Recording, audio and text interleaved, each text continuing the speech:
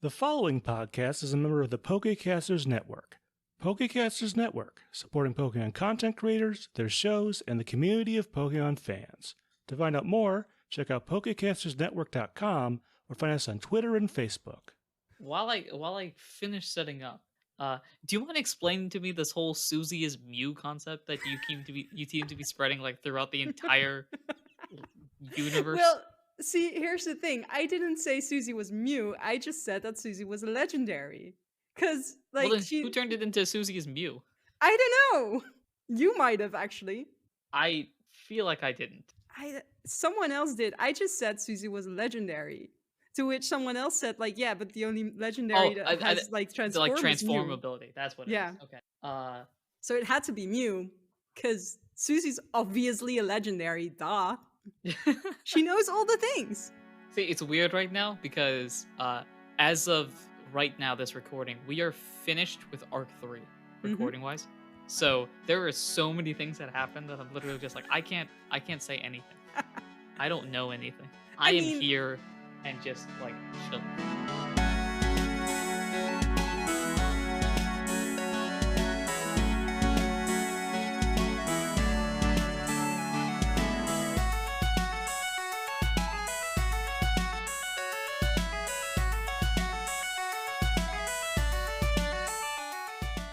Hello everyone, welcome to Not a Scratch, the only podcast that believes that Scratch is an overpowered move. I am your host, your PM, your DM, your GM, Anirudh himself, and with me here, currently turning into the Pixar lamp. I'm Ginny. And I mean, this is coming from the guy who counts Wigglytuff to fall asleep, so you know. That's also very true.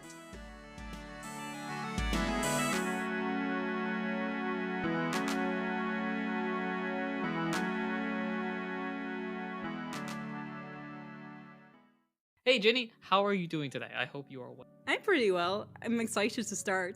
Yeah, we've been planning this either for 2 days or 3 years. I can't tell time anymore, but somewhere in that vicinity. Time is fake. Time isn't real. Time is a construct of our imagination. Especially now.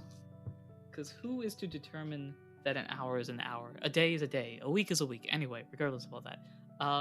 Now, for people at home, you may realize that this is not Muhammad or Mansoor. This is a special episode. This is one of the 4 special episodes that we are doing with 4 lucky winners of our Arc 2 giveaway, where we gave away the opportunity to have a special episode. Whee. Originally, it was going to be 1 GM and 4 players, but then time zones existed. And so as a result, it has turned into 4 different one-on-one sessions. Now, what's happening in them? I don't know. I should, but I don't. I have an idea, and Ginny has a sort of idea of where that idea is going. But as of right now, all we have discussed so far is the character and how nuts they are, because they are a wild character. Speaking of, would you like to explain to the crowd, the millions and millions of adoring fans watching us right now, who is your character? I play an Aurora's named Sparkle, and Sparkle is, she really likes to be on stage. And she is going to be a singer and an actor and a dancer. And she's going to be in a musical. There's only really one drawback. Or 2, actually. 1, she's incredibly clumsy and breaks things kind of a lot, maybe. She doesn't mean to, but she does. And 2, when she evolved into an Aurora's, that cute little Amora voice sort of became a lot heavier and a lot bigger. And now people seem to not like it anymore when she sings. It's all very sad. It's a tragedy. It is. So, you know, she likes to be on stage. Guess I need to get into the character. Sweet. So if you want to describe Aurora's character sheet, I suppose, like what are the highlights, what are the downsides? Is there anything that particularly strikes out to you as really interesting about Aurora's? So I mostly pick my moves based on what could you use on stage, which means that she has missed. Because sometimes you just need a fog machine built-in. And Round, which used to be a lovely little singing voice, but now it's not anymore. She is very tough, because she's a strong, strong girl. And very cute to be on the stage. But she's not very cool or very smart. And, she has a 1 in beauty, so you know. And other than that, yeah. fun character. We're gonna have fun with this. It's gonna It's be a chaotic as character. heck. Yeah. So I'm trying to think if there's anything else that we need to disclose. All of this is canon, or about as canon as everything else. It is taking place around the same time as the early parts of Arc 3, in case you're wondering, because I'm not 100% sure when this episode goes up. So if you want to put this in the time frame, it is the early parts of Arc 3, basically. If you're watching Arc 3, you'll understand what this means. But So while What Ralph you're and Kyle are doing saying Ralph. is that if I end up completely, like, accidentally destroying the town, that's gonna be a thing. If you completely destroy a town during our next recording session, we will mention something about a town being demolished by some random dinosaur-looking thing. That sounds like a challenge. Feel free to take it as you wish. Everything is improv and everything is canon as long as I am the DM. So that's basically how you determine if it's canon or not. Is if I wrote it, and by I mean I was there when it was said. It's gonna be fun. Cool. Yeah, this is going to be exciting. Without further ado, we shall dive on in.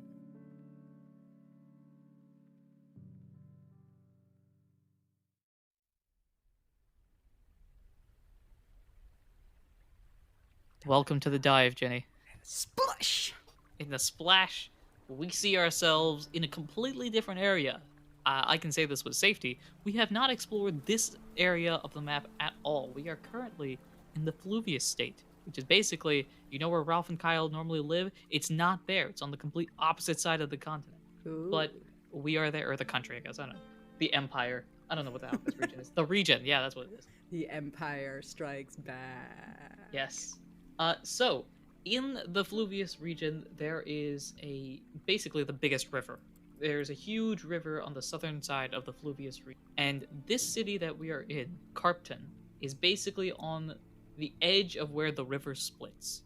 So a lot of shipping, a lot of fishing, a lot of river-related activities, and the town is huge. To put it in perspective, it's like, how would I say it? It's almost like London size. Oh. Scaled down to a Pokemon version, but it is a London or Woof. a New York City or a So like Paris. the main town in the Unova region, basically. Basically like that, yeah.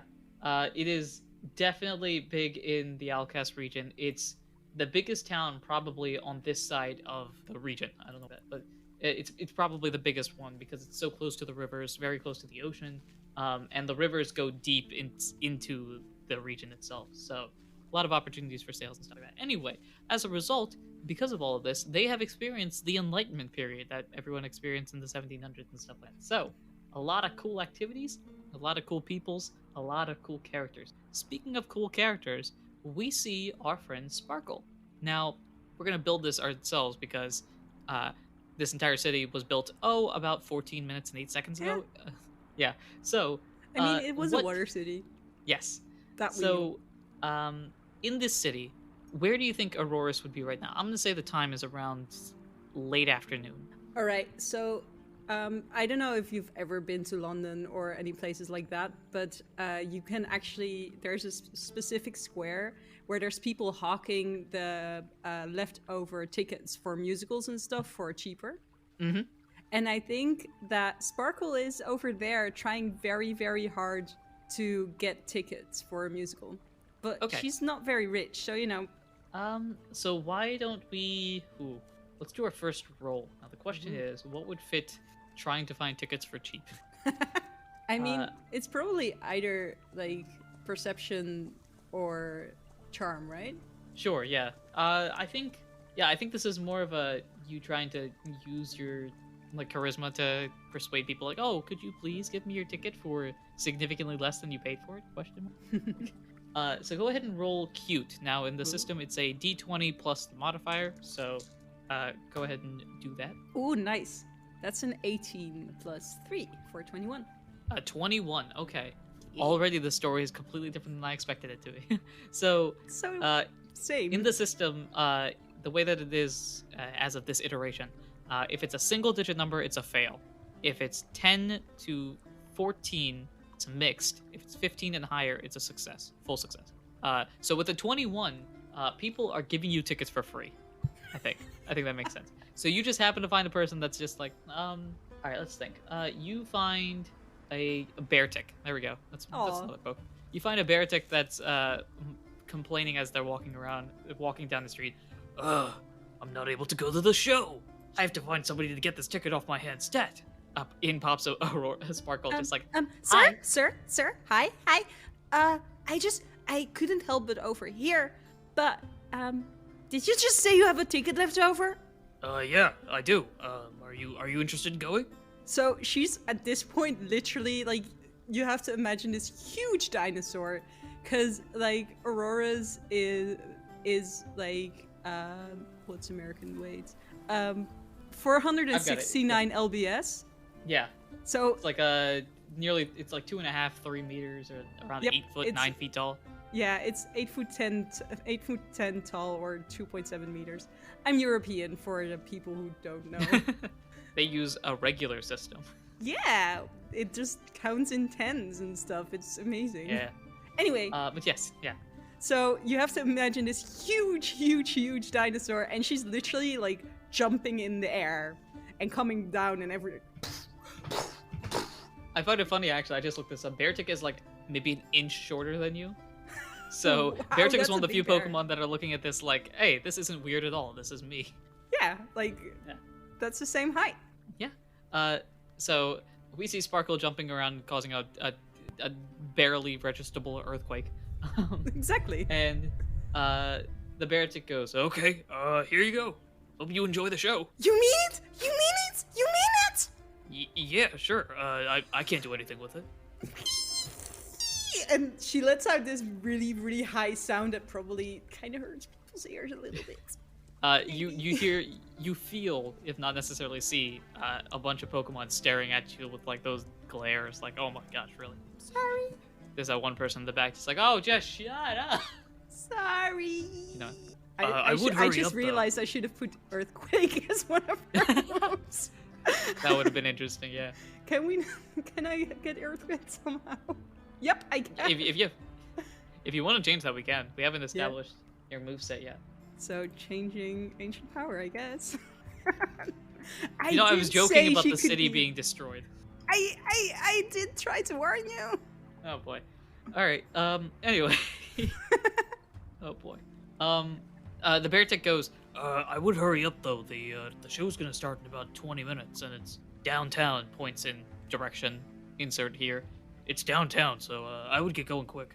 Thank you. And she just sort of takes the ticket up in her mouth, like between her lips, because dinosaur doesn't really have hands.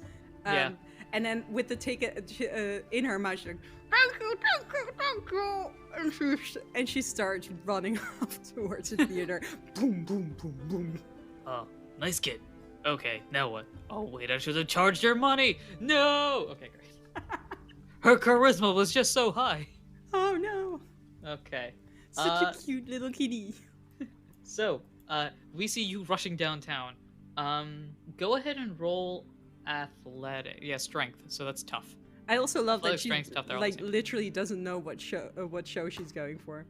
It's a show. Let's go. It doesn't matter. So that's a 4 + 3 for a 7. Okay. So, you start rushing downtown, only to realize, wait a minute, I don't know where I'm going. And also, she has the ticket in her mouth. So you're not able to see it either. So I think eventually she just realizes this, sort of stands up straight, and people just bump into her from behind. And then, like, sorry! And she very carefully puts the ticket on the ground, stares at it, looking for what the text says before trying to pick it back up again. All right, so you're able to find the actual address. Unfortunately, my city-making skills only go so far as the actual city itself. Therefore, the road, it's on 32nd Street. There you go. Yep. Let's go with that one. Rather than actually naming roads, let's just go with that. So, you now that you know the address, you start chucking it yourself that way. Just so as you continue to rush over to 32nd Street, let's actually think about this. What show would you be seeing? What type of show would a Beartic be interested in, or this show happens to be? The more of a pun it is on an actual play, probably the better. It could be Bunnelton about a Bunnelby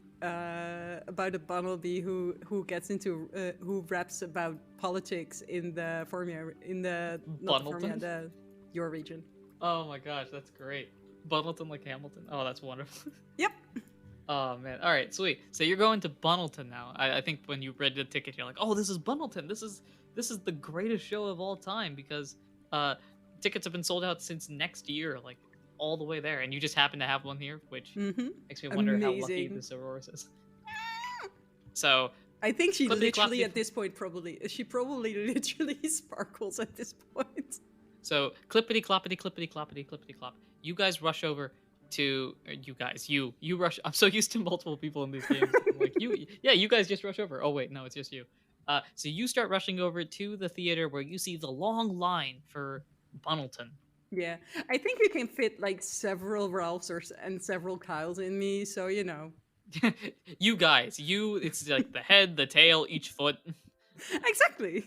Yeah. So line there, it spans basically across the entire building. I assume you walk into line at that point. Yeah. So and you flop yourself into the line. Like, sorry. And the probably like the lanyard that denote where the line is just slightly too small for her. Cause big dinosaur thing. Yeah. So like she sort of bumps into someone, tries to turn around to say sorry, takes down someone else, and then the little lines and stuff. Oh sorry. Man, this is such a clumsy character. No. But you get into line and the show is entering in, so people start walking in, including the wonderful Aurorus. Luckily, the doors are tall enough that you can fit in easily. They look like they could fit something that's 20, 30 feet high, like Gyarados height or something. So for you, it's not too much of an issue. You also, because it's a Beartic seat, actually get Beartic-worthy room, which is nice. Because oh my god, Aurorus that's for her probably. Like she was looking for a ticket, any ticket. So I can imagine her usually just sort of slipping in, trying to like nestle herself into like, I don't know, like tiny Pokemon-sized things, and just you could try to find a seat that fits like a Cherubi or something. Yeah, exactly. So your seat actually has like 10, 11 feet worth of room, like enough for you to sit down and be comfortable. However, Aurorus would sit down, and it's all cool and dandy, and you sit down. I don't know if you're buying snacks or anything. Is that an Aurora's thing? It says I don't know if I have money to buy snacks. Probably. That's also true. Yes. So you kind of just sit down, plop, get ready to watch the show, and the show begins. And it is a fantastic. I don't even know how long it's pretty long. Let me just. 2 hours 40 minutes, I think. Exactly. According to the Disney Plus version. I don't know if that's the actual version, but I think I get glared at a lot for just not being able to keep myself from singing along. There's just random moments. I am not gonna go, but I'm not gonna throw away my shot. Oh, sorry. And you just have all those wonderful scenes. I'm gonna be honest, I have not seen Hamilton yet, so this is all based off like listening to the soundtrack. But you get all of those cool actiony moments and the rap battles and Washington spitting bars and all that fun stuff. Or I guess not Washington. Bunnelby is like the star of the show. Yeah, so Bunnelby plays the main role of Hamilton, yes. Bunnelton. And of Bunnelton, the age-old Bunnelby, way back when the Fluvius region was in discussions with the others about whether or not to join or strike away, or there's some debate way back when that we'll get into maybe if we start doing a history class. But fantastic show. 2 hours 40 minutes later, everything seems cool and dandy, and people are starting to leave. Are you leaving? I think I'm gonna go round to the back and try and like see one of the actors. Okay. So you try to sneak around to the back, I assume? I mean, yeah, you get like the alleys and then you go to where the back entrance is, trying to get with the actors basically. Sure. So okay, if we're trying to do this is obviously not exactly the correct thing to do. So I assume you're trying to sneak around a little bit. So as a result, I just want to get an autograph. I just saw Bunnelton and it was amazing, and I just need to meet this amazing actor. And like, oh my god, they're so good. Go ahead and roll a cool roll for stealth purposes. Oh This is yeah, gonna I'm be fun, so 'cause good I at recall this. your cool is not exactly the Oh, best. I apparently am. That's an 18 plus 0. Okay. So somehow, despite being 12'12" or whatever, you're able to sneak around into the back. I pretend to be one of the actors. Are you Because able to act I them as walk well? the walk and talk the talk. I want to be a musical actress. Are you? So is this actually successful? Because you have been semi-successful in the past. Yeah, well, I mean, I don't think they buy that I'm one of the actors necessarily, but maybe a stagehand or something. Gotcha. Okay. So they just kind of look at you like, yeah, her tail could probably open and close the curtains. That's probably what she does. And I can also do mist. I can make a fog. I am the fog machine. So yeah, so I nobody, just saw, everyone like, kind a of looks little to you burst and of it's just like, oh, maybe this is the new person, or maybe they called an extra person to come in for whatever reason. Anyway, nobody seems to mind you any business. So you're able to get through the stage back to where all the actors are. While you are here, you hear a conversation. Now, are you just gonna barge into the conversation, or are you gonna try to stay behind? I mean, I'm definitely sort of listening in, probably not very surreptitiously.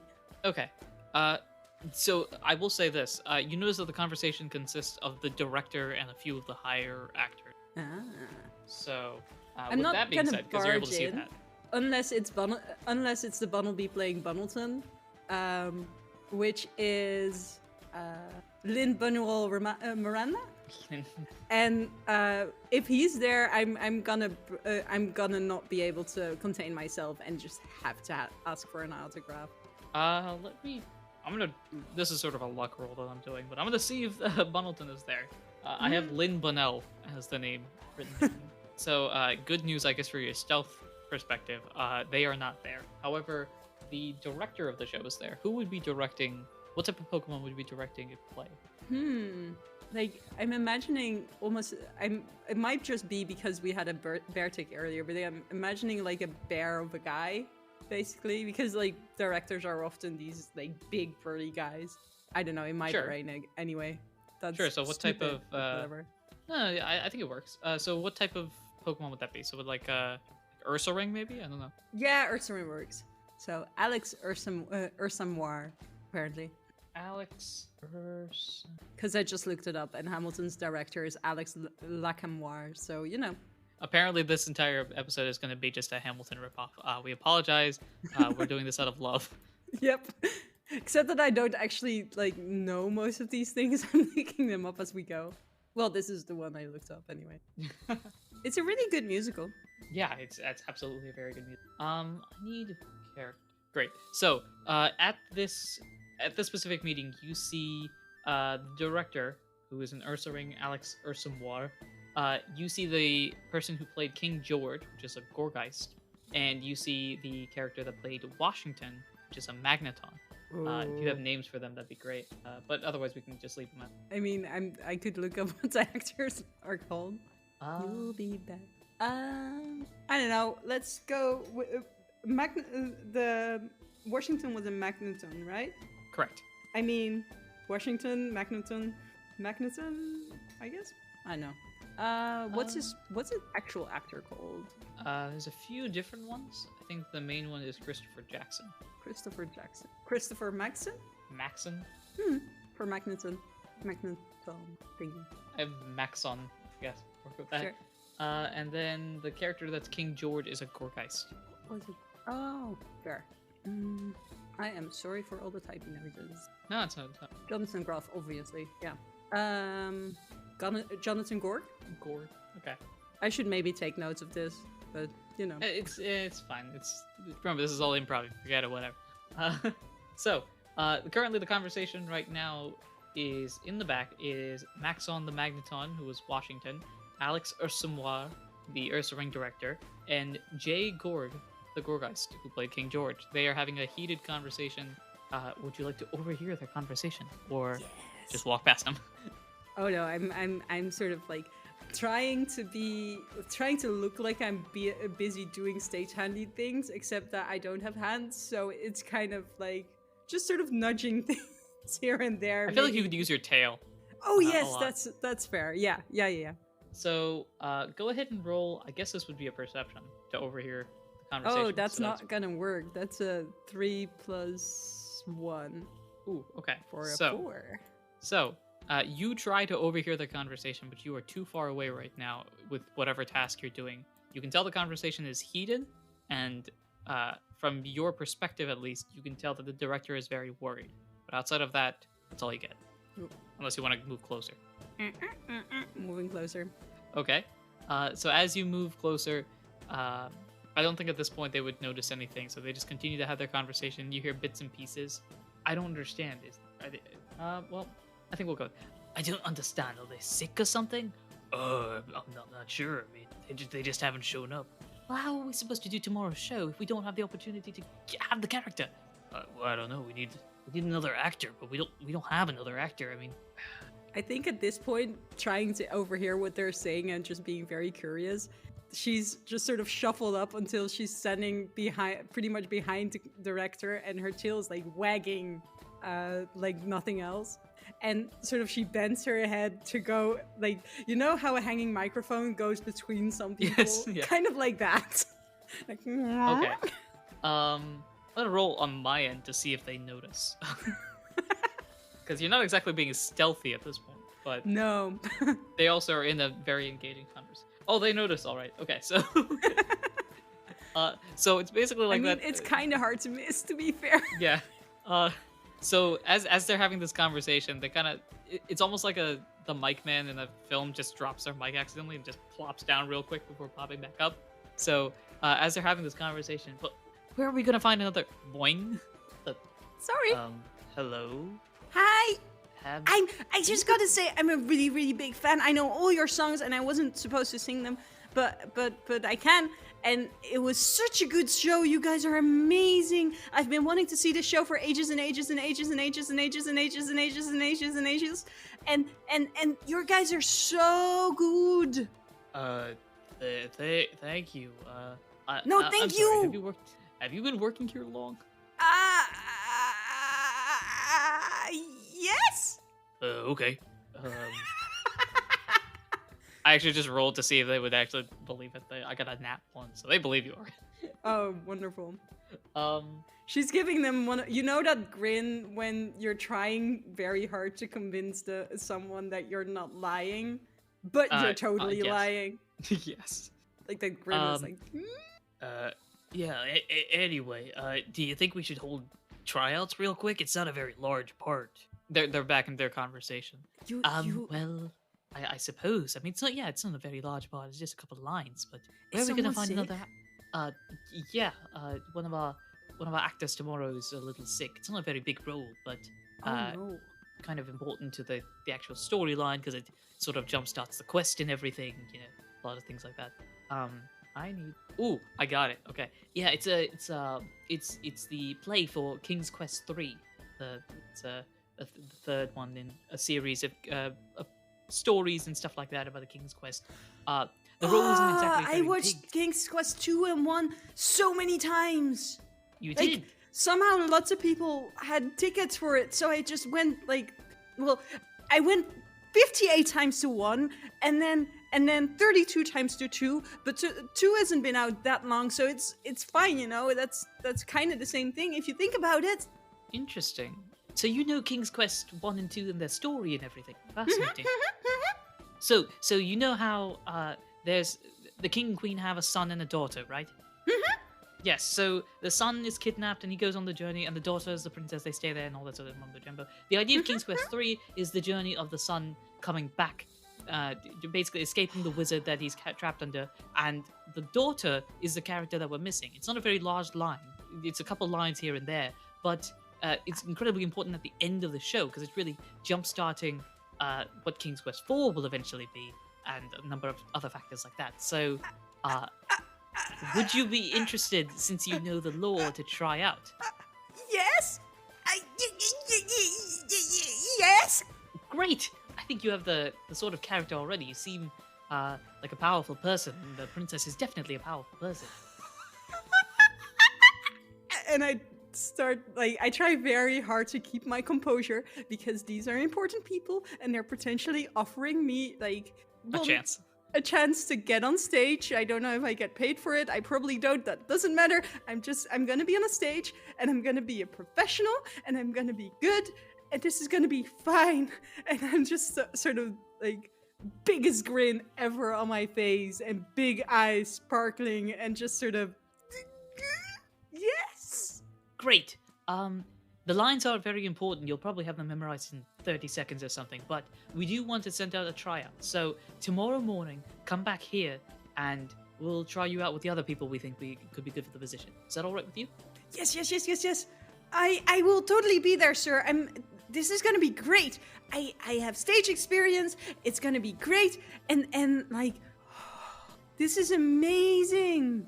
Absolutely. So tomorrow, 9 o'clock in the morning. Don't be late because we'll start at 9 immediately. Okay. Yes, I can do this. Great. Thank you very much. I'm sorry, what was your name? I didn't catch it before. I'm Sparkle. Sparkle, okay. Alex Ursumois at your service. Did you know Maxon over there who seems to be leaving already? Maxon, you have to run through your lines. What's okay? Anyway, that was Maxon. This is Jay Gorg. You know him, King George, all that stuff. There's a bunch of people that are all over the place. If you want to introduce yourself, you can. Most of them probably aren't acting in tomorrow's play, but introduce yourself all the same. Again, 9 o'clock here. I do have to go through and make sure that nobody else is sick. So if you have any questions, go ahead and ask. Otherwise, I will head out. Can I, sir? Can I get an autograph? I don't mean to be weird, but you're amazing. Sure, I guess. Do you have anything I can? I hold out my front leg, which is kind of wobbly, because I'm just standing there on 3 legs now. Yeah. And I sort of magically, I think a pen appears, and I give it to him with my tail, which makes me even more wobbly, but it's fine. Okay. Am I signing your leg? Mm-hmm. Are you sure about this? Yes. Okay. You say so. Signs the leg. Thank you. And I sort of like hop bounce off, like, and every time. I am never going to wash my leg again. I'm never going to wash my leg again. Oh my god. I would recommend washing the leg. Just cleanliness and all that. Also, unless you have any other questions, I do have to go make sure that everyone else isn't sick. Yes, of course. Total sense. You're a busy man. I'm so sorry for interrupting you. I will see you at night tomorrow morning. Great. Good night. Goodbye. Bye. Au revoir. And the director and the Gorgeist walk off into a little corner. You have a job opportunity, maybe. Mm-hmm. This is amazing. This is the best night ever. So I'm guessing the time right now. I don't know if I put a time the afternoon, but I'm gonna say it's like evening-ish. Mm-hmm. Any other plans tonight, or? No, I think she goes like back home and starts just frantically going through anything she might find on the plays, on the actors in the plays, on like anything she can find, any review she can find on the new play, anything. Sure. So, question: do you live with your family alone? With she's pretty young. She's pretty young, and she's she's an aspiring actress. So I think she probably lives with her parents. Okay. Are they both Aurorai, whatever, as well, or are they other parents as well? I mean, I think they're Auroras. Okay. Yeah. Each of them is an Auroras. Let's say yes. that. So as you enter the house, basically almost running through the door. I feel like almost. Your doors have been fortified. Let's go with that. Fair. So as you do this, your dad pops his head out of the closest room. I don't know, maybe the dining room. I guess we'll say that's closest to the door. Pops his head out of the dining room and is just like, "Oh, hello, Sparkle."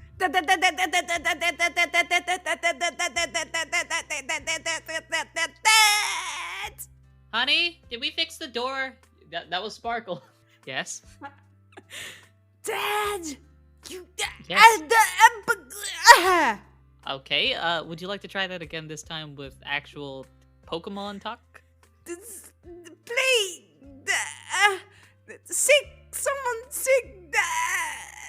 Auditions. 9 autograph. You see it slowly, like you could see your dad literally taking the puzzle pieces in his head and trying to put them together. It's like, okay. Oh, you have an audition tomorrow. Interesting. That's Not. Cool. Not. Uh-huh. Wow. Well, I wish you all the luck. Is the play, is it a big play, a small play? Are you helping out with the background or? Super duper duper big, and I'm gonna be a princess, and it's gonna be awesome. And like, Mama, you're gonna come watch, right? When I'm in the play. Well, I don't know if I'm gonna be in the play, but I might be. And if I am, you're gonna come watch, right? Right. Absolutely. Don't worry about that. We'll be going as soon as you tell us that you got it. We're straight there. We'll be standing in line at that moment. I'm gonna tell Mom. Clop, clop, clop, clop. Walks to kitchen. Jump, Yes, honey? jump. Mama. And I think the conversation is pretty much the same. It's the exact same thing. Yes. Wow, fascinating. Okay, cool. Yeah, great. We'll be there. Okay, cool. Bye. Yes.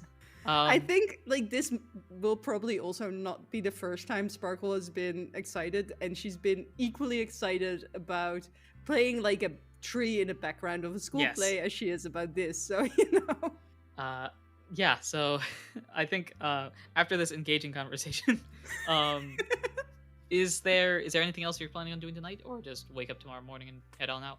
Yeah, trying to research as much as I can on this like play, trying to like I've been to it so many times, but yet I'm trying to find all the reviews, and like I think I forced my dad to let me buy a newspaper, to buy like go out and buy all the newspapers so that I can see if any of them have reviews of the show and stuff like that. Right. Cool. Okay, with that in mind, I think that's everything. Just constant studying about what the play is and how it works and what my role is and stuff like that. Yeah, in between just trying to trying to be excited without destroying the house, which is Sure. only semi-successful, probably.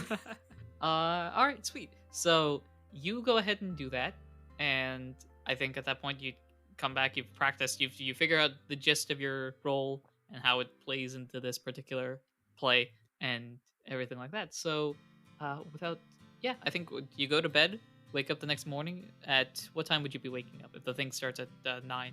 5. 5? I mean, Sure, that's if she got any sleep at all, but I think she got some sleep, but not a lot. Sure, so you wake up at 5, I guess, and just like walking around pacing like, okay, stay calm. This is a play, stay calm. Doing all the like vocal exercises. Vocal exercises for a speaking role in the play. Oh yeah, absolutely. It doesn't matter. What if they ask me to sing? But does this like just warming turns into up a musical. Yes, does warming up exercises for maybe if they ask her to dance, or like can't be too Oh my gosh, and prepared, right? Aurora's dancing would be the funniest thing. I mean, she tries, okay. Like, I'm just picturing the Aurora's doing like the Macarena or something like that. Like standing on her back legs, Yeah, trying to basically. balance. Oh man. Anyway, but the time eventually comes, and you end up heading off to the audition location, which is the theater. So, unless there's anything else you're planning on doing that morning, we will pop into the theater. Theater time. So, I'm probably there that- like way too early, by the way. Sure. So it's like 7:30 when you walk in. At 9 o'clock eventually comes around, and you saw like a couple minutes before some of the other actors that you remember reading from the previous day were part of the play, so they're probably part of the audition process as well. You see the director, you see a few other actors, not necessarily people that you know, but people you recognize, if that makes any sense. Mm-hmm. And then a few other people that are just standing around. You would presume that they are other people that are trying out for the specific role that you're at 9 o'clock. The doors open, and all of you rush in to begin the audition process. I mean, Sparkle probably accidentally bumps into a couple of people. She doesn't mean Sure. to mind. She's not actually trying to sabotage them. It's purely by accident. But, not all of them might take it that way. Sure. So, yes, so you walk on in, and you see that the dust has cleared, I suppose, from not only you, but everybody else walking in. And looking around you, you see 3 other Pokemon, presumably the ones that are trying out for this role as well. You see a Spoink, you see a Floette, and you see a Coughing. Ooh. And all 3 of these wonderful ladies are competing against you to get this role as the princess in King's Quest 3, the third of the King's Quest musical, not musical, the King's Quest plays. Ooh, what if there's also like a certain Dratini? You know what? That's not a bad idea. Not in the audition process, but there is a certain Dratini that is on stage with them, Ooh. with the actual actors and stuff like that. Who is this Dratini? I don't know. Anyway, They might be famous. They may be famous. They may not be famous. Who knows? Rolf does. Anyway, there's quite a few people that probably know. Anyway, so the director comes up, like stands in front, I guess, like walks ahead in the stage. You get what I mean. Anyway, and goes, okay, ladies, we are going to be trying out for the role of the princess in King's Quest 3. Now, the role is not a very large role, but it is important for you to embody the characteristics of the princess, because if this is successful and we end up doing King's Quest 4, the princess is the main character of that play. So it's incredibly important that we find a character that can stay consistent throughout the entire series, as opposed to one or the other and switching on actors. It becomes a big problematic situation for the viewers and for us to manage it out. So long story short, if you do well at this, you do well, you're in the next play, and then there's a few other plays afterwards, assuming we get that far in the series. That would be incredibly important for the princess. Anyway, regardless of all that, here we are. So, we are going to do something that is rather interesting. We are going to go and do a contest.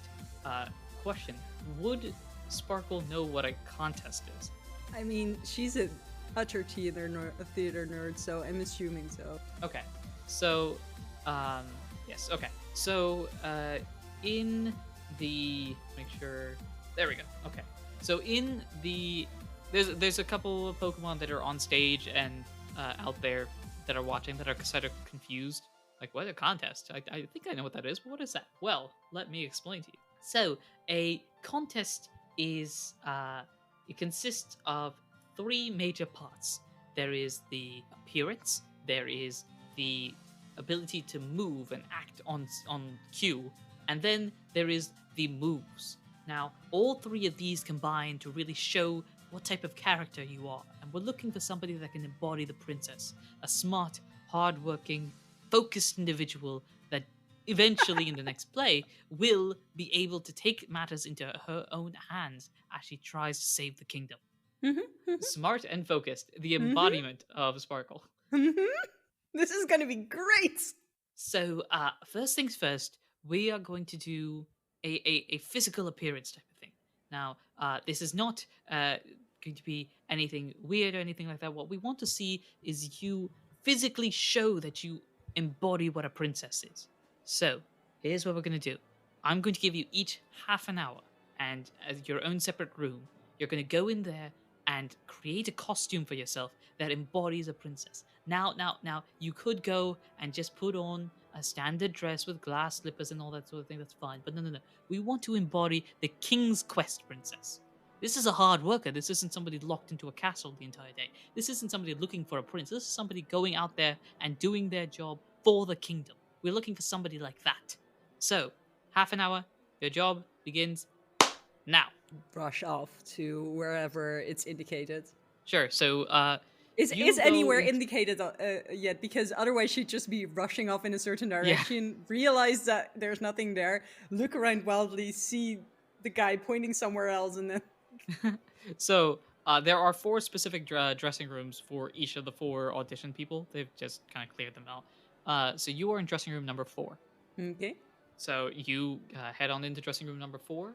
Now, we are going to split this into... I need to think of a way to rollify this, but for...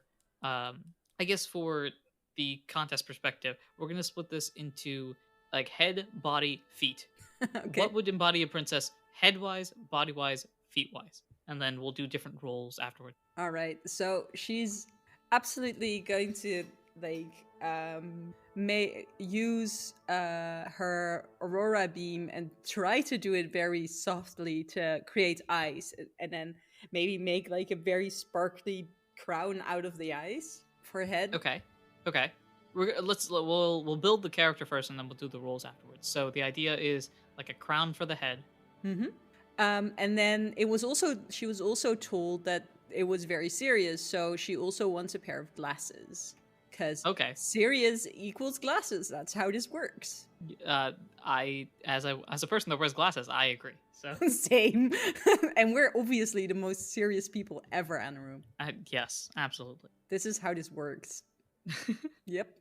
So, cool. So the crown and the glasses. Clown glasses. Mm-hmm. Crown glasses. And I think a cape, because she's independent and she's gonna make her own way next play. So a cape should already kind of denote that, because superheroes wear capes. Okay. And the princess is obviously going to be super awesome next play. So it gives just a hint at what's coming. Also, by the way, Sparkle's super excited to have spoilers for next play. that's just guys. Look, I get to know what happens. Exactly. Even if she doesn't get this role, she knows what's gonna happen in the next play. That's like true. Insider information. And so yes, a cape, but then also she can't really she'll carry a scepter in her tail. Okay. Cause royalty, so a scepter, and the princess is busy ruling the kingdom. So to Sparkle, that means that she gets to have a scepter, but she doesn't really have hands, so tail. And then sparkly nail polish on her nails, because Because why not? Yeah, because the princess is also probably beautiful and poised and classy, and nothing says classy like sparkly nail polish, right? Absolutely, I agree. As a person who doesn't wear nail polish, I know this perfectly. Yes, this is how it works, let me tell you. Preferably rainbow and sparkles. Okay, cool. So, is that the entire outfit then? I think so, yeah. Cool. So you are good. I think I don't think I mentioned this initially, but wait in your rooms for the half an hour, and we'll bring you out to present in front of everybody. So the half an hour goes by, you get your outfit ready, and they take you backstage. You're not able to see anybody else but yourself. I'm trying to hold my head very still, because otherwise the crown falls off, probably. Okay. So we will start off with dressing room number 1. So that is Spoink. So Spoink, you see the curtain open in front of Spoink, and you can see Spoink's outfit. Spoink has gone very traditional.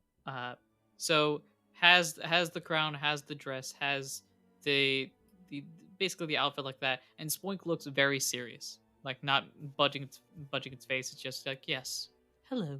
It's a pink dress, isn't it? It is a pink dress. Does it clash horribly, because Spoink is also It's I don't know what it means to clash. I mean, I do, but I also don't know what clashes and what doesn't. So I'm just saying yes because I assume you know. Okay, great. That's fine. Just say that it clashes, and everyone else can imagine what it looks like when it clashes. Okay, so first of all, this dress is terrible. Okay, it's it clashes so much with their pearl, which, by the way, you call that a pearl? Oh my god, getting deep into my valley girl. Is this just does Sparkle hear the person in the room next to her say this? The Pokemon next to you is just really? That's what you're going with? This is gonna be easy. I think it's kind of nice, And she tries to be very soft, but it doesn't. just very soft. I think it's very nice. Exactly. The Pokemon next to you, you're not sure which one it is yet. You can tell it turns to you and it's just whatever. Curtain number 1 has completed the princess look perspective, the visual aspect, I guess. And the next character to go up is the Floette. So you can deduce that the Pokemon next to you that's whatever, that Pokemon is the Coughing. Anyway, Floette has gone, I guess, the opposite of traditional. Floette has very much taken a sort of modern look to the princess outfit. I love that because Floette is like the most traditionally princessy one. Yeah, that's true. So Floette has gone. I'm not exactly sure what I'm saying. I'm just using code words out here. Y'all can figure out what it looks like. First one was traditional with a pink dress. This is modern princess, whatever that means. I mean, if we look at like the princess, I'm from the Netherlands, so we actually have princesses, and they tend to look pretty traditional in general. But it's just like a neat, like what do you call that? Hi, language. One of those suits, but with skirts. Sure, I know what you mean. And they look very uppity and rich and snooty, basically. Sure, yeah, okay. How dare I say that about my own royalty? So we have confirmed that Spoink is your 13th century princess. Floette is Dutch, and the coughing is about to go next. Now the coughing has gone business, if that means anything. Like full business attire. Coughing's personality is, or Coughing's outfit suggests that the princess of today is the hardworking individual, I guess. How does that does an outfit work on a Coughing body though? I'm very curious now because it's just basically a ball. It's draped around. I don't know. Exactly. Like, well, she can have like either a bow tie or a normal tie, I guess. So that would be a thing, and then have maybe like the shirt, like the top of the shirt, but then not the rest because the rest isn't there. Sure. Yeah. And maybe like an earpiece, like one of those Bluetooth headset thingies. Yes. Yeah. So Coughing has gone with the businesswoman as the modern day princess, if that means anything. And finally, we have our wonderful Sparkle. Sparkle comes out with her. The first thing that came to my head was scientist princess, solely because of the glasses. Yeah, but also like fairy tale sparkly princess, but also superhero cape. So the superhero princess. So we have traditional. I'm gonna keep going. Traditional Dutch, businesswoman, and superhero as our 4 different styles of princessisms. Now I write down. How do I do that when I write on? That's a good question you may ask. Let's toss it. Okay.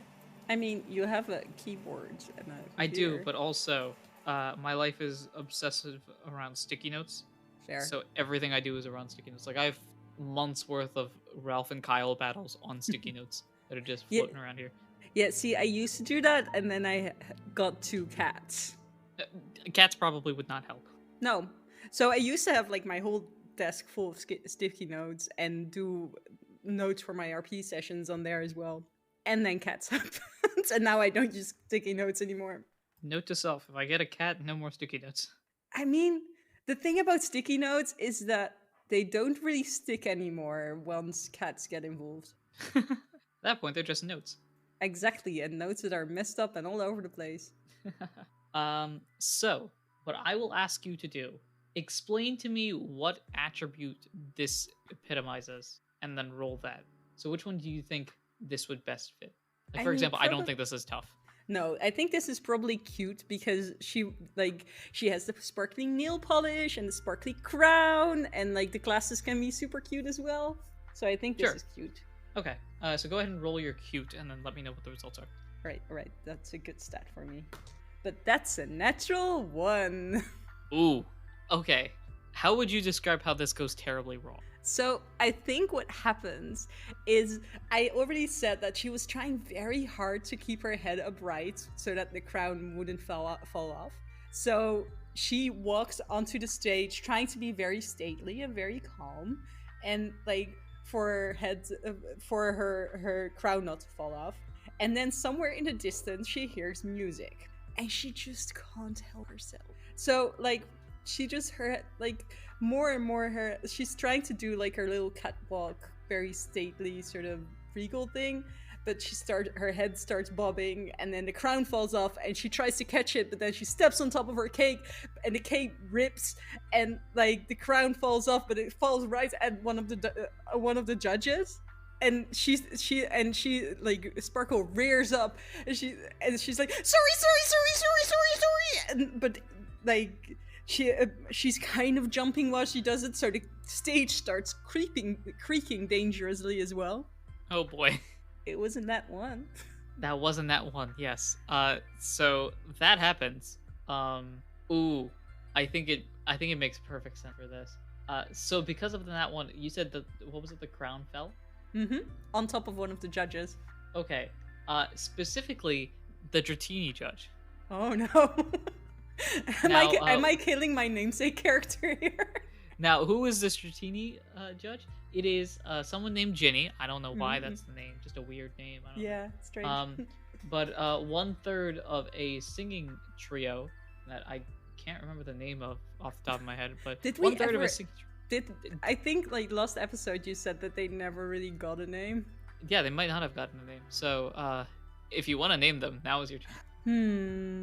And she was one of them, right? So yeah, she's one of the three. It's Dratini, a Jigglypuff, and a Vaporeon. Do you remember their names? What's the names from the Jigglypuff and the Vaporeon? Sure. So it's Kaylin for the Jigglypuff, and then Neri, sounds like Mary, for Vaporeon. So, do we have a Pokemon whose name is like a thing for like trouble adjacent? Trouble adjacent? Yeah.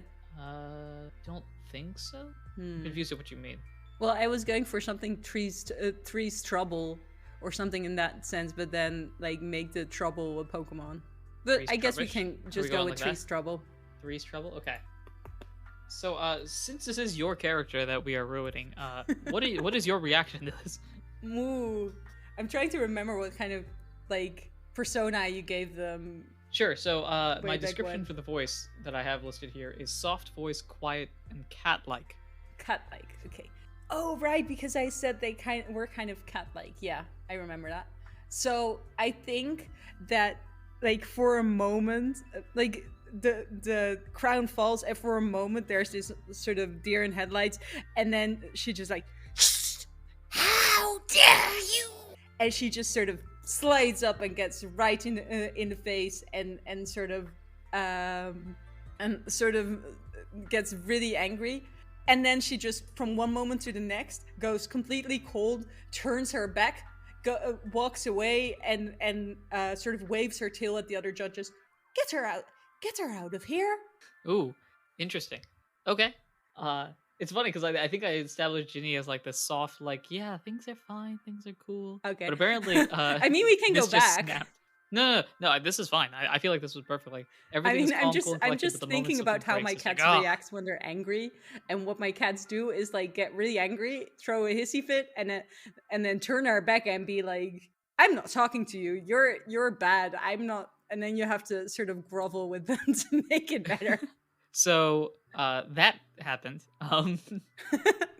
It might have just been her public persona, like. Sure, that's like this underside of like, look, if things don't go perfect, I get very frustrated, and this is the thing that has not gone perfect, so therefore I am frustrated. Like, yes, okay, so the judges look very. The other judges are like, thank you, Sparkle. I'm so sorry. I'm so sorry. Please don't make me leave. Please.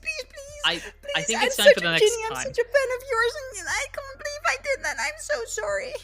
Please give me one more chance. You despite not looking at it, you can feel the coughing next to you roll their eyes. It's that powerful. Mm-hmm. The judges. And I'm giving Ginny the biggest puppy eyes and like rattling off like, I'm such a fan. Your music is amazing, and I'm just rattling off songs and how they're amazing and stuff. Trying to sort of suck up and get back in her good graces. Sure, I guess you're trying to persuade her to like, please don't kick me out. Mm-hmm. So go ahead and roll cute. That's a 17 plus 3. Okay. I am very cute case, normally. Just not when I throw in that one. I think Ginny at this point is... I think Ginny appreciates the fact that you're actually listening to the music and sort of calms down, I guess. You have succeeded in persuading the cat not to hate you anymore. Yay. That happens. Like, I mentioned very specific bits in the music where her voice really shone. Like, yes, and that second verse of this song, it was really good because you did like that soft, soft feeling with a thing with your voice, and I can't even explain it, but it just made the whole song, because then it rose up again, but that only worked because you did that very soft, tender bit, and it was so amazing. Please don't hate me. I think because also you rolled a dirty 20, but still a 20. I think Jenny is probably just like, yeah, okay, fine. Don't do that again. I won't, I promise I won't. And that ends section number 1. I think it went swimmingly. What do you think? It went amazing. Sparkle is not so convinced, but I think it went amazing. So the next section is the sort of, it's simulating the dance portion of the Gen 4 contests. Not that though, because you're in a play. So it's more of the how quickly can you act? So it's more of, I guess this is the closest thing to like improv, of like here is a scene, I need you to make something up ASAP, and then work with that. So here is what I am going to do. We're gonna do as in like, actually I should probably be in character for this. Ahem, clears throat, stalls to get the page up. Yes. So Alex Ursamoir, the director at the Ursa Ring, stands up after everybody's done their visual performance and goes, well done all of you. Now what we'd like to do is to test your ability to act, not just when there's a script, but when there isn't a script. So what we're going to do is we're going to do one scene with each combination of pairs. So you'll always be partnered with everybody else. And then we're basically just going to test whatever scene comes up. We have a random hat here that my friends have generously donated their ideas. We'll pull something out of a hat, and whatever pair is on the stage that at that moment, we'll act out something regarding that scene.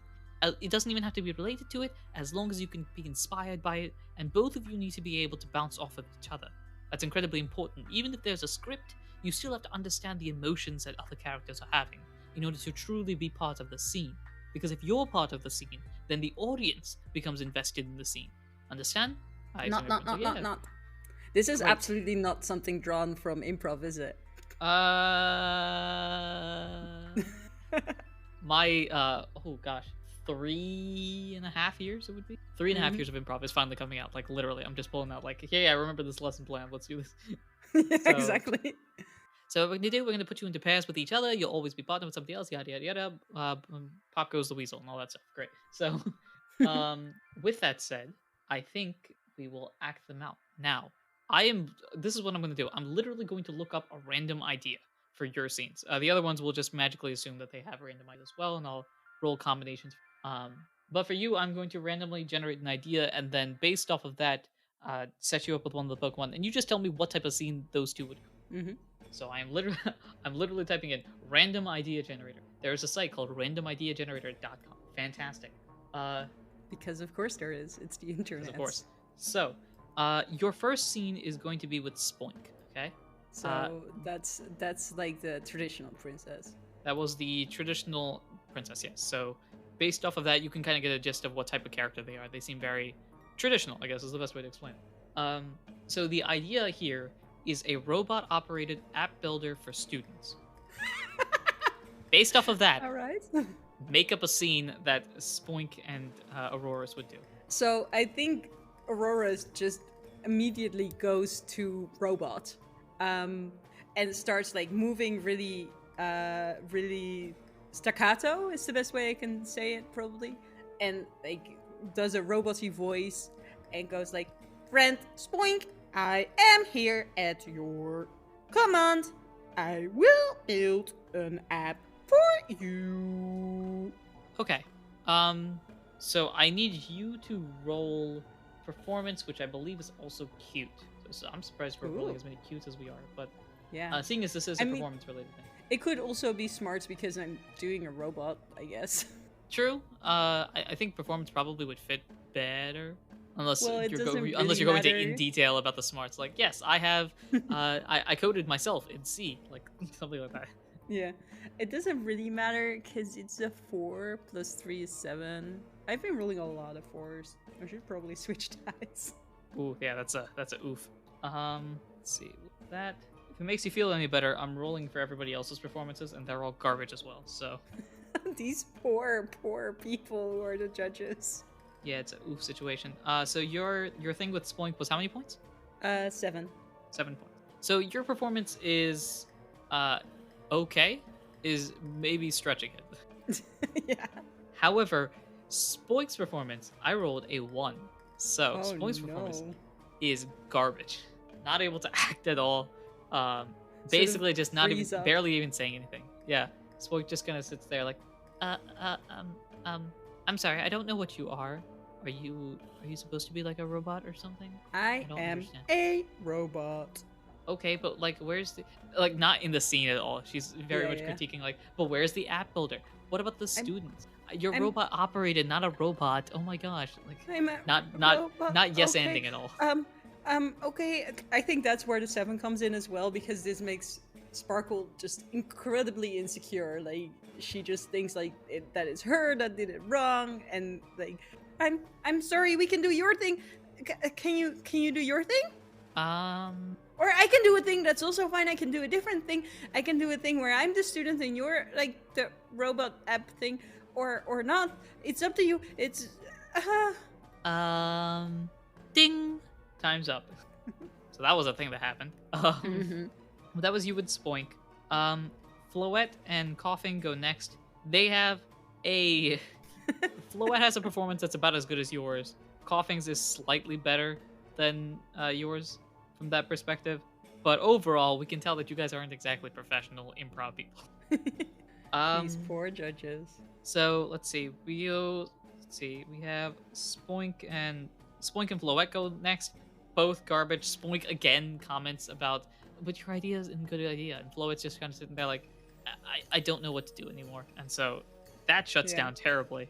Spoink is just rolling horrible, isn't she? Spoink has rolled. We'll do the final one with Coughing. Spoink actually tries this time. That's about all I can say. Spoink's overall rolls were a 1, two 1s and a 4. So Oh no. so with each pairing. So that's kind of a big oof right there. Yep. At least I'm not the only one. Overall, Spoink's entire performance history isn't great. Floette tries to do something with Spoink, doesn't really work. Does something with Coughing, it's okay. Coughing's performances are pretty consistent at being about mid-tier. Do I need to roll for the other 2? Yeah, so we'll do yours now, because I just did all of theirs in a row, so that I don't have to do that on my own time. So your next performance will be with Floette. She was like modern day princess. She was Dutch, yes. Yeah. I am sticking with this. Sure, she's the Dutch princess. She's the Dutch princess. Your random idea generator. Oh my gosh, this is perfect. Random idea generator says an offline news delivery service for cat owners. That's amazing. So, where does the scene go from there? Is it cute again? What's up? Is it cute again? Yes, it would be cute again. Well, that's a 10, so it's a mixed. Sure. I think these rules are more of just like how they rank. So like a 20 is like a masterful performance, a 1 is a garbage performance, 10 is a mixed performance, that sort of thing. So yeah, but it helps to sort of base the actual performance on the number. Sure. What was the rule again? So 10. 10. I brought the folders. We should I printed the books, the cat books. Yeah. Yes. So we should get started with that. And this scene actually goes semi-successful. Like, it is not a bad scene. We make jokes about Meowth and about like all the obvious cat jokes. Right. It's actually something though, as opposed to not being something. Yeah. We make so many like horrible cat and meow puns and Yeah, but at the very least, least, which is weird tell, because like, with Pokemon, cat Pokemon are just different Pokemon, so we're basically making jokes about other Pokemon species. Hey, you ever see the Meowth the other day? What's up with that? It's like, what's up with airline food? What's up with Meowth? Like, yeah, exactly. But overall, it's actually a scene. Like, it was something watchable, which is more impressive than most of the things that have happened today. So, good job. And then everyone else goes through their scenes, and the final pairing is you and Coughing. Your best friends, obviously. Mm-hmm. Yep, because there's been nothing wrong about that. So, this is an online advertising service for cab drivers. Okay. They do like their online and machine stuff and stuff on this website. Yeah, I think this is for concept workshops for like business meetings. So when you're trying to like think ideas on that. I'm slowly realizing that. But there you go. There is the That's fine. an advertising service for cab drivers. Alright, So go ahead and roll your cute again. Ooh, nice. That's 18. 18, sweet. Miss Coffin, can I speak to you for a second? Yeah. So I have this idea, and it's basically like you go online and you find your cab, and when you take that cab, you get online points. But like, that's cool, but like, why? Oh, don't bother, don't worry about it. It will be a great business opportunity. We'll just sure, call it yeah. Caps on Maps. Sure, I guess. It's a performance that's very much driven by you, if that means anything. But overall, your acting skills are definitely seen in it. Like, we can see the character. You've picked a character. You've decided on that character. You know the role that they play, where they are, the setting, everything like that. Like you can build a world around you, which is very nice. And that is the acting portion complete. You've done your Is that acting, also and not? That's also the first time it happens. Like out of all the actors, isn't it? this is the highest roll by a wide margin. Nice. The next highest roll was a 12, so like I mean, I rolled a natural 1 for a big portion, though. that is true. So let me pop that there.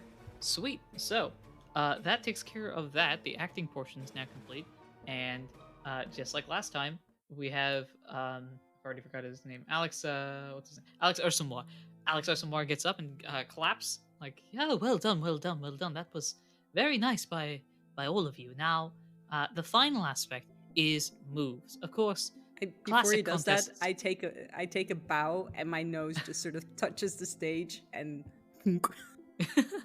Now, of course, classic contests require there's a moves component for that, and I think we have enough room here.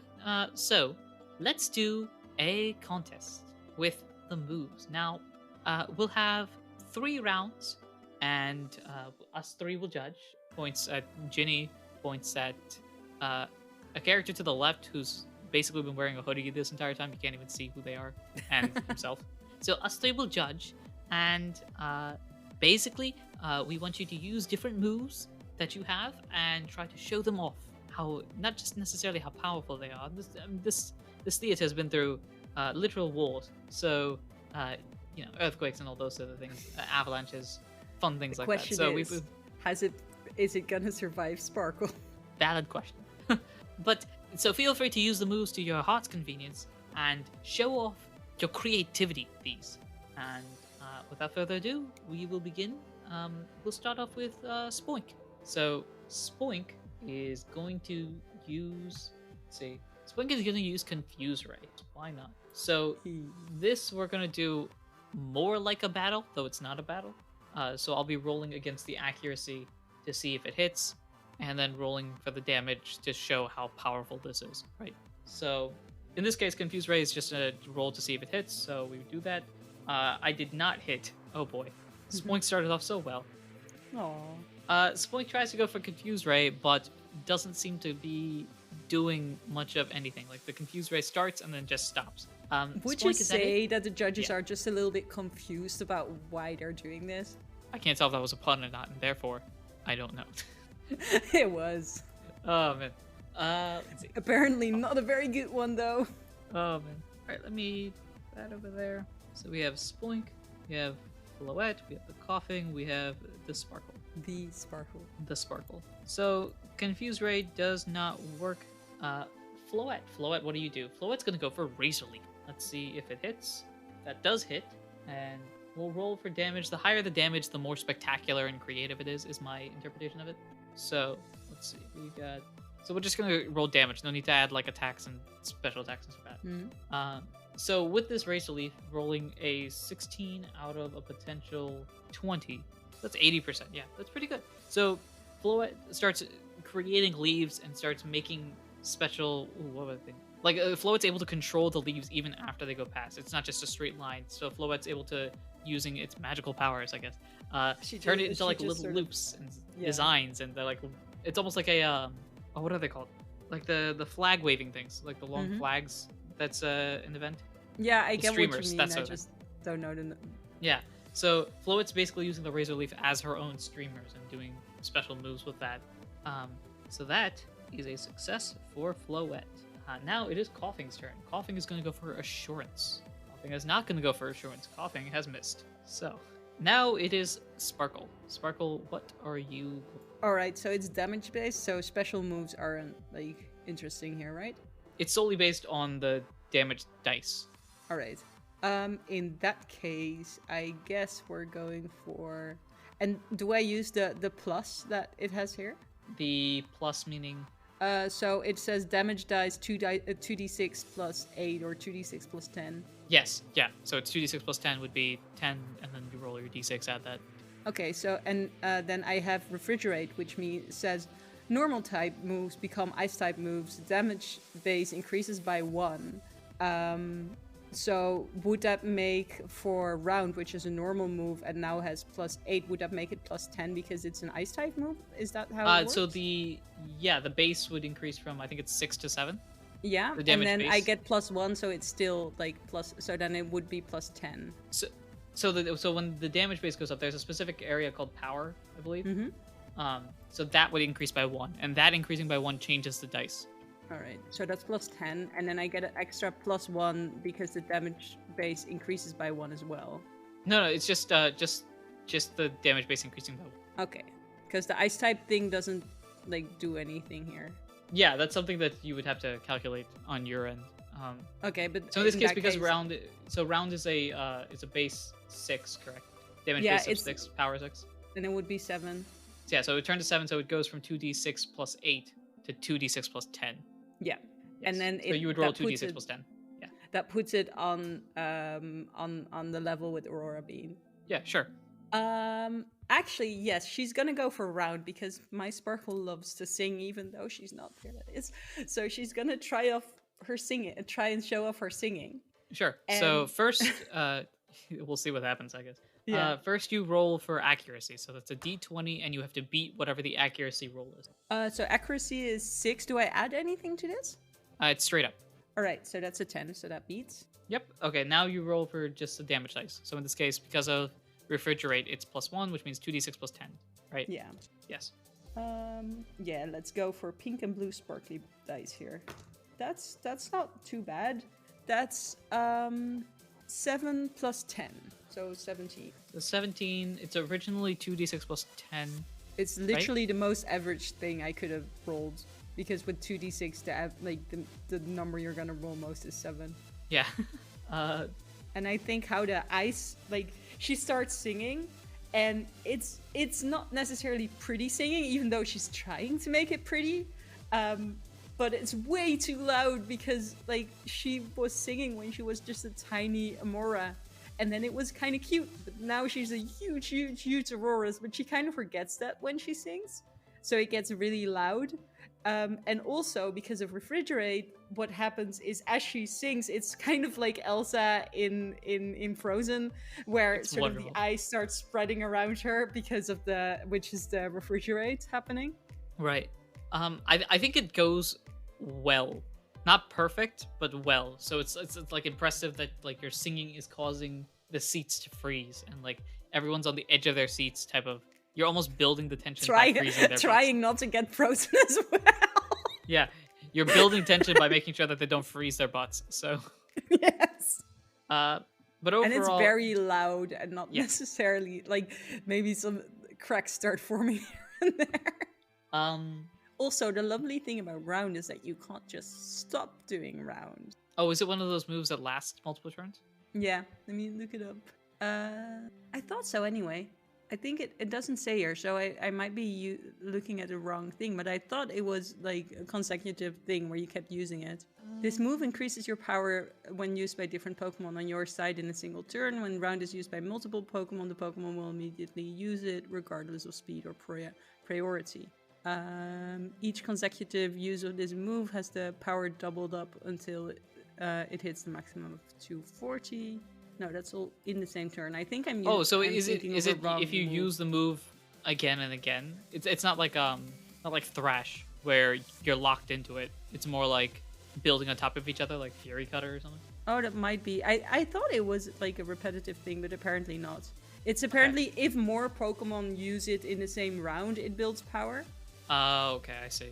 So it can go up to 240 because there's 4 Pokemon and 60, 180, 240. Yeah. That'd be it? It Okay. just doubles constantly. Okay.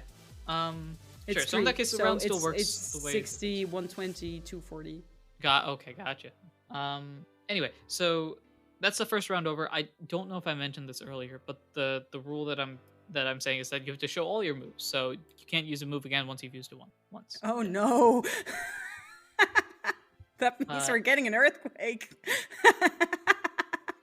Hey man, we will get to that when we get to that.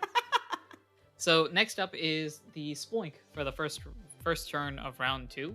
Spoink is going to go for Psybeam. Now let us see if Psybeam hits. Psybeam does not hit. Oh my gosh, that's another failed move.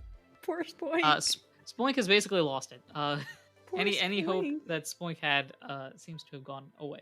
Floette, I think however, she's just desperate after those performances and very ashamed of herself and like completely stuck in her own head now. yeah. Lack of control seems to be an issue because the improv thing makes it lack of control on her part, and she's like, I don't know what to do. Floette is gonna go for Fairy Wind. Oh, nice. Floette barely gets by with a 7. Okay, that does beat the accuracy roll of a 6. And it's 1d8 plus 6. 2 plus 6 is 8. So it's a Fairy Wind that, does something. You can sense the air feeling lighter, if that means anything. You almost see pink. You almost see pink in the air, if that makes any sense. Like everything seems to be more rose tinted. But ultimately, nothing really impressive at the end of the day. That leads us to Coughing, our wonderful friend, who has quickly turned into a rival for you for some reason. We are going to go for Clear Smog. Let's toss that out there. That will hit. That's at least good for them. It's 1d8 plus 8. That's a 1. Oof. So, 9 of the 16. So Are we gonna do 5 rounds of this? How is that? 3 rounds. 3 rounds, okay. Yes. And it needs so the to Clear be Smog, damage moves. It doesn't have to be, but it's easier on my end if it's damage moves. Because I'm very tempted to use Encore next to just sort of slow clap at the Coughing. You can. But that doesn't do any damage. I'll stick to my damage moves. It's fine. I mean, I have a way in mind of calculating this if it's not damage based, but it also does work if it's damage, regardless of all that. Anyway, the Coughing uses the Clear Smog, and it's not clear. That's the best way I can describe it. No, I don't think Sparkle is enough to do that. Oh, can I say that in your podcast? I'm sorry. I'll bleep it out with the sound of an Amoris. Okay. That's what I've done for other episodes. Is just replace them with the Pokemon sound. It is now your turn, though. I think that Sparkle is going to make things sparkle, so she's gonna go for an Aurora Beam. Okay. Go ahead and roll the accuracy. That's a 6. Is it meets beats, or how does this work? It has to beat. Okay, so it doesn't. It meets. It doesn't beat. Okay, so that's a miss then. For Sparkle. So, how would you miss Aurora Beam? I think it does work, but it works a little bit too well in true Sparkle fashion. So, like, she does her beam, she loads up, she starts, like, and she's hyping herself up, right? This is going to be the best beam that they've ever seen. It's gonna be the best, it's gonna be so great, it's gonna be super sparkly. I'm just gonna load up as much as I can, and she just sort of pumps herself up, and then she lets it loose, and it just goes, like, but it's so strong that her head sort of shoots back and it goes up into the ceiling and through all the lights and stuff, that all the stage lighting, and then out the freaking roof. Oh boy. Well, okay, so that happens. She tries. That's true. She does try. So that happens, and it misses. Unfortunately, it is now Spoink's turn. Spoink has gone for a Psy Wave and has finally hit. And so you see special psychic waves that are flowing out, sort of doing a dance on its own. Like Spoink is bouncing, and as it's bouncing, the psychic waves are bouncing as well. So it's almost like Spoink is in a river, or not a river, a pond, and just bouncing and building the ripples. And then you have Floette. Floette is going to go for the Vine Whip. Floette is doing so well at this portion. Well, I'm glad you said that, because guess who missed? Oh no. So it tries to go for a vine whip, but at this point, I think is almost too tired to be able to do it. So it just kind of summons a vine. It's just like, barely does a whip. It doesn't. You don't even hear the crack, so you know it's. She just peaked too soon and like got super exhausted. Pretty much, yeah. Finally is coughing. Coughing is gonna go for smog. That does hit. So that is 1d6 plus 5. d6 plus 5. That is a 2. So that is 7. Is there? So Hey, the smog is I think Sparkle is a little bit OP. Well, okay, so I do have a way of balancing it out. Wow, my voice just Alright. cracked. But there is a way that it balances out, so it's not based solely on the damage roll. Otherwise, this would be very Exactly. quick. So the smog happens, and then this time, just because I think it's hilarious, now that the coughing has gone for a regular smog, it's now clear. So it's like, why? What? What are you doing? Yeah. You just switched them around. But that has happened. It is now finally the final turn for Auroras. As we, Alright. What's the game plan here? So I think Aurora's like Sparkle means to go for a mist because that's a thing she knows she can do. But she is very like nervous and excited, and it's the very last thing for the contest. So she's trying to pump herself up, but then like the Aurora beam failed, and she wants to apologize for that, and she's just so excited, and she sort of can't help herself and starts bouncing on the stage and bouncing, and an earthquake sort of happened. So, I'm sorry, what? Sorta, kinda, maybe? Yep. As in, she doesn't mean to do an earthquake. It just happens. Oh boy. Okay. So, go ahead and roll the accuracy for Earthquake. We can't give her this move and expect me not to use it. It's self-control? I don't... No. This, by the way, is a 19. Oh, so that hits alright. So that's 3d8 plus 10. Oh boy. D8. I have like 2 sets of dice here, but I have like a whole bag of dice here as well. I have 20 dice. Let me find a third d8. Because obviously I have to roll all of them at the same time. There we go. Remind you what it was again? Sorry. 3d8 plus 10.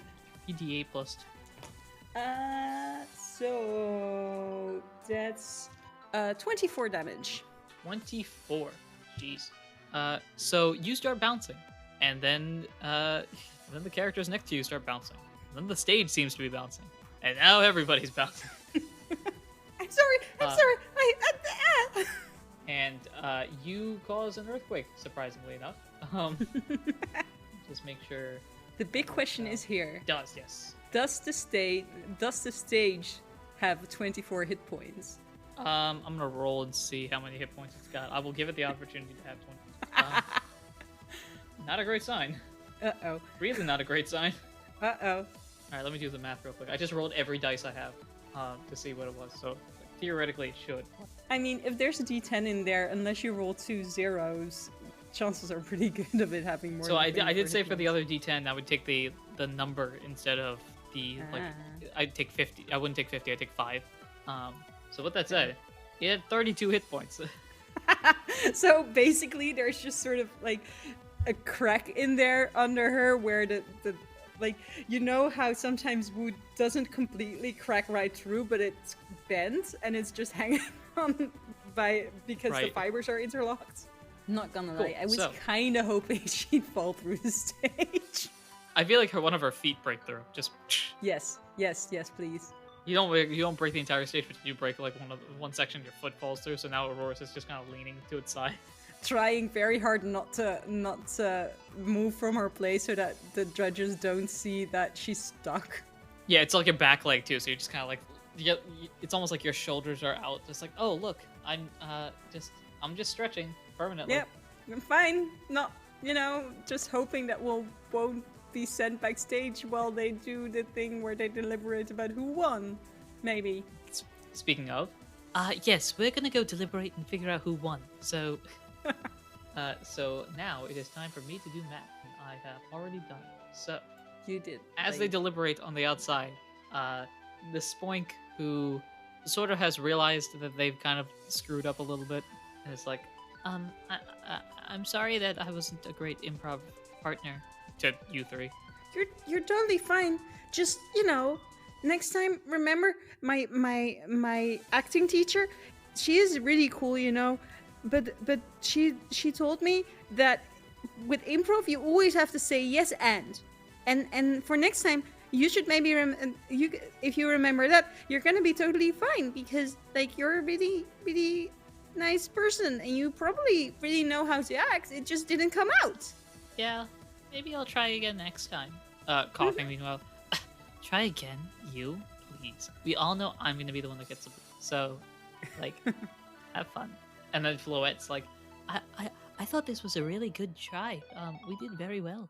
Yeah, And we what all she's- tried really hard, right? And she's like, Sparkle is still surreptitiously trying to get her foot out and failing.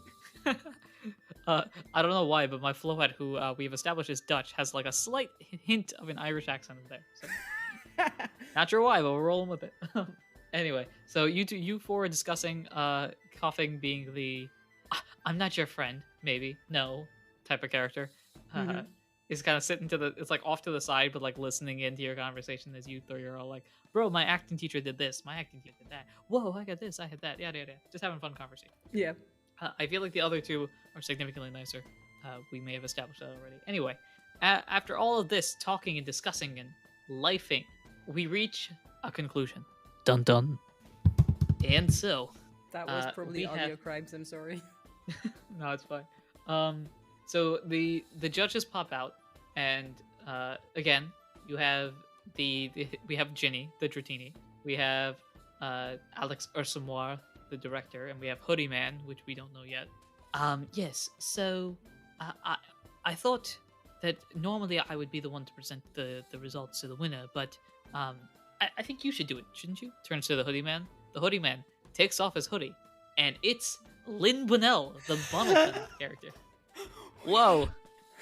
So Sparkle can't help herself and she starts sort of like stamping her front legs in excitement, forgets that she is still stuck in the stage, like sinks a little bit deeper, realizes this, stands upright and just sort of like sparkles literally at him. Like, Lynn Bunnell, who I've not established a voice yet, but I think I have an idea. I mean, it's kind of nasal thing, I think.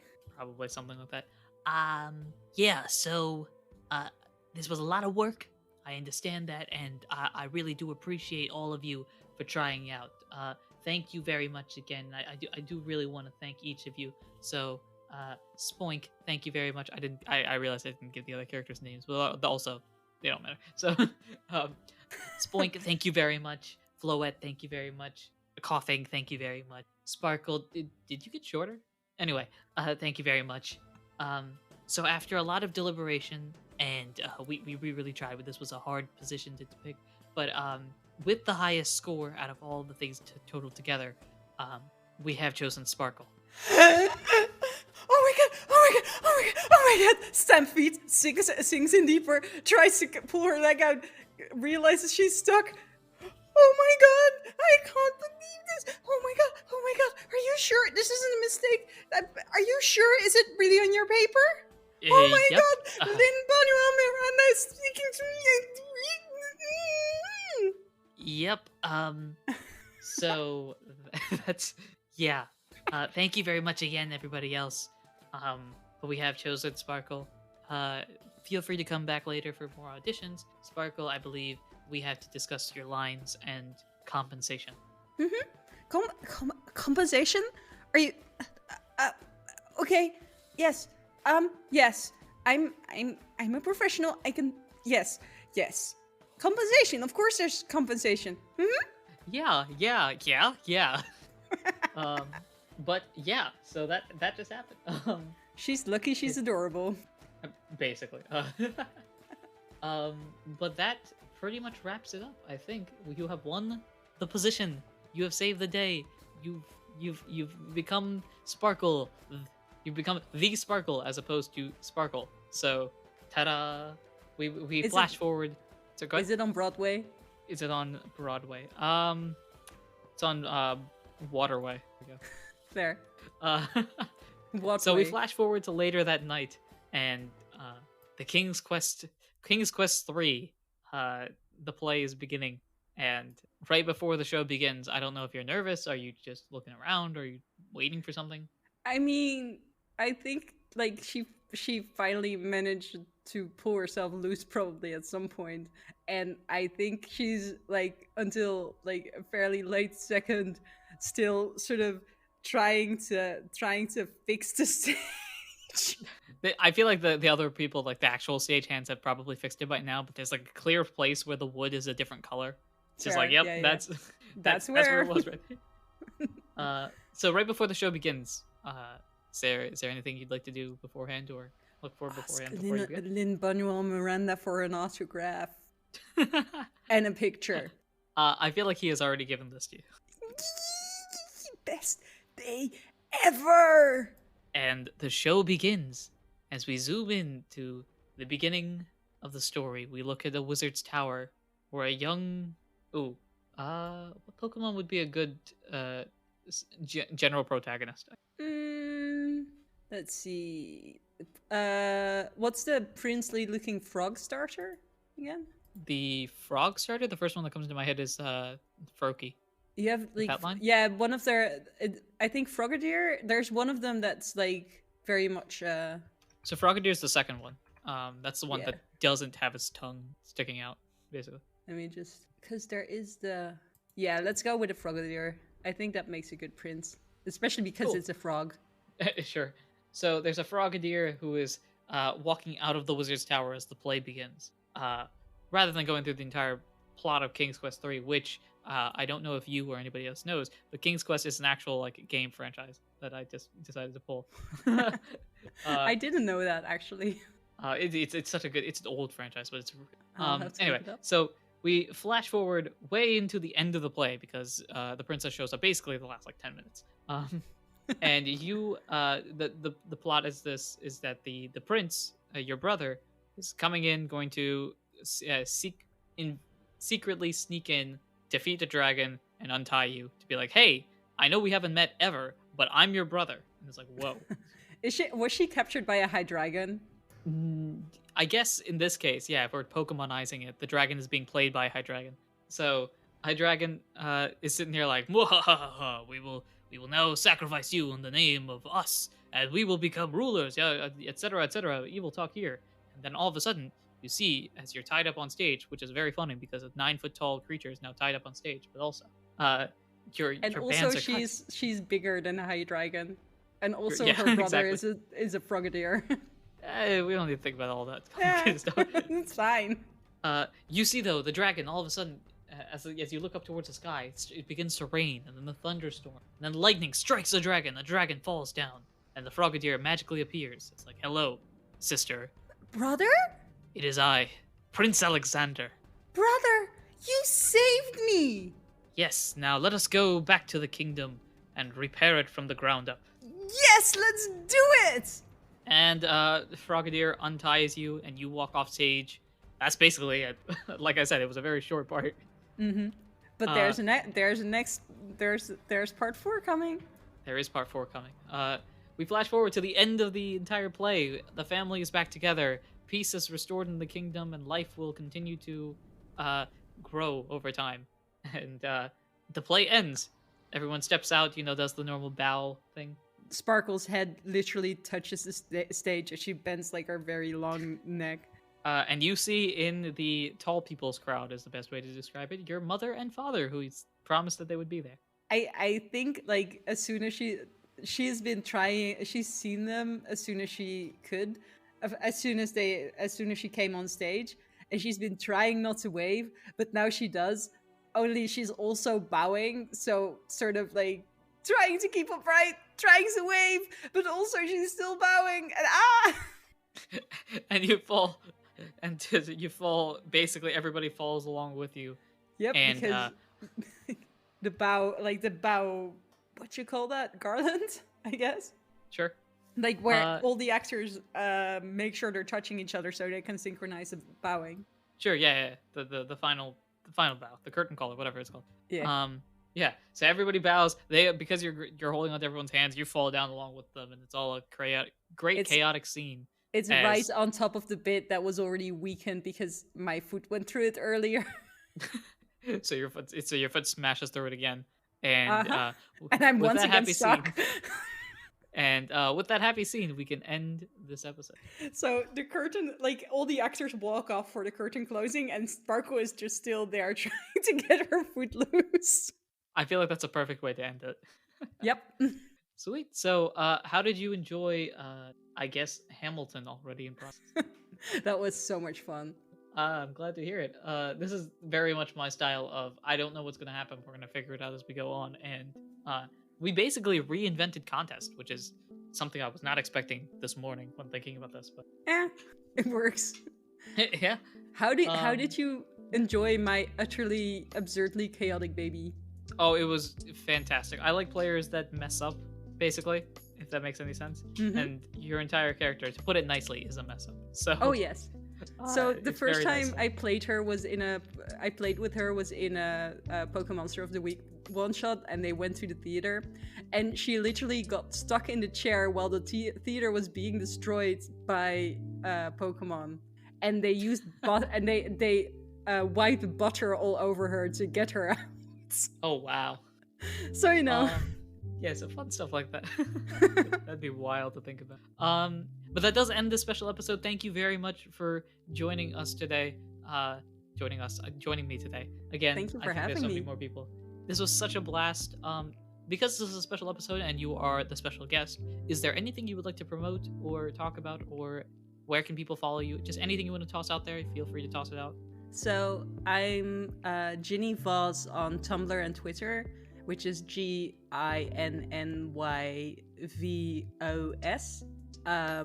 I write sometimes, but like not a lot. I play TTRPGs a whole lot, but not anywhere notable. Sure, I guess, yeah. So Anything else you want to promote, or? No, not really. I don't really, like I said, not anything notable. Not a lot of stuff. Yeah, not a problem. Thank you very much for watching, everyone. We hope that you have enjoyed. Again, follow Ginny on all those places if they aren't in the description. So you listening right now, check right now if that stuff is in the description. If it's not, I need you to yell at me when this episode comes out. I demand it, okay?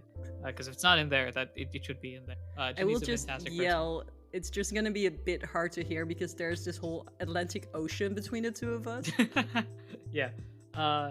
But all the same, thank you very much once again. Ginny's a fantastic person. I'm glad that she was finally able to guest on the show. I'm going to be honest, I've been thinking about this for a while now, just because I know your characters are bonkers, to put them mildly. So adding that chaos is such a blast for the show, and I'm glad to hear it, that you've enjoyed at least. Thank you so much. It was like a blast, and we've played together as players before, but it was really great seeing you as a GM. See, I'm not a real GM. Yes, you are. I'm an improv guy disguising as a GM. I mean, I'm not even that disguising as a GM or a player or anything like that. Like, you have more credits than I do. I guess, technically. But yes, thank you very much, everyone, for listening. We hope that you have enjoyed. I have been your PM, your DM, your GM, Anirudh himself. And I'm Ginny. And until next time, everyone, take care. Bye-bye. Also, watch out for holes left by Aurora's earthquake. Yeah, please, don't just step on stages. They might be a little, weakened.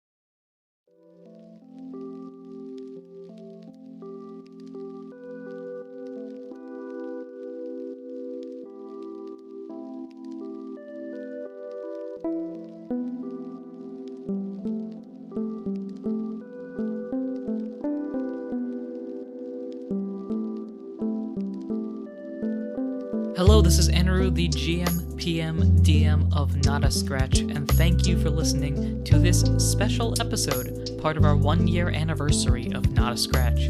Be sure to follow us, subscribe, and do all those important things you ought to do when supporting a podcast. If you've enjoyed the episode and want to support us in any way, shape, or form that you can, the best way to do so is to share us with your friends. As mentioned previously, we're celebrating our 1-year anniversary of the show. We've got a year's worth of content just waiting to be discovered, and you can help grow the show to bigger and better heights. Also, leave us a review on your podcasting platform. Reviews help to bring new people into our community and also give us advice on what we can improve on in the future. You can also follow us on Twitter at NotAScratchCast or email us as well at notascratchcast@gmail.com if you have any cool ideas to add to the podcast or just want to reach out to us. We also have a Discord for Not a Scratch and have a bunch of awesome people that have joined. Join to help build the Not a Scratch community. We want to thank GlitchX City and Tabletop Audio for their music throughout this episode. If you'd like to check out their amazing music, please click their links in the description below. We also want to shout out our patrons. We at Not a Scratch have a Patreon where you can get amazing extra benefits regarding the show and its future, including early access to episodes, special behind-the-scenes looks at what goes into the game, special newscasts from the Alchas Region, and more. You'll also be recognized during the show. Thank you to our guild interns Ginny, Harper, Fuego, Alchemage, and Ursa93, and thank you to our guild master Eli. For more information, check out the links in the episode description or contact us on Discord or Twitter. Once again, thank you for listening to our special episode. Until next time, everyone, take care.